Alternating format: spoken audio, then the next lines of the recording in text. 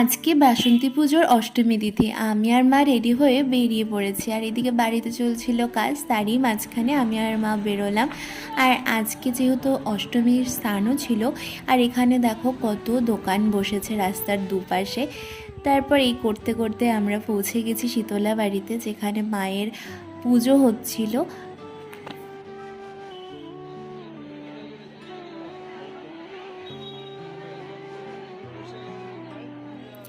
এই প্রথমবার শীতলা বাড়ির যে বাসন্তী পুজো, সেখানে আমি অষ্টমীর দিনকে আজকে আসলাম। তারপর এখানে প্রদীপের তাপও নিয়ে আর জানো তো এখানে খিচুড়ি প্রসাদও খাওয়ানো হচ্ছিলো, তো আমি আর মা সেখান থেকে ভোগ প্রসাদও খেয়ে নিই।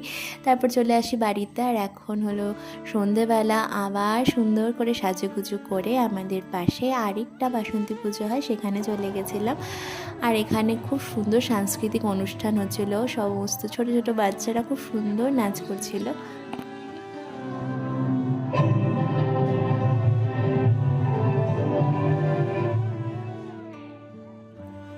আর এই হলো এখানকার মায়ের মূর্তি। তারপর আমি আর মা এখানকার যে রাধা মাধবের মন্দির, সেখানে পরিক্রমা করি। তারপর ধুনুচি নাচ, সেখানে ইচ্ছা সবার আগ্রহতেই করা। আমি কিন্তু প্রথমবারের মতো করছি ধনুচি নাচ, তো ভুল ত্রুটি মার্জনীয়।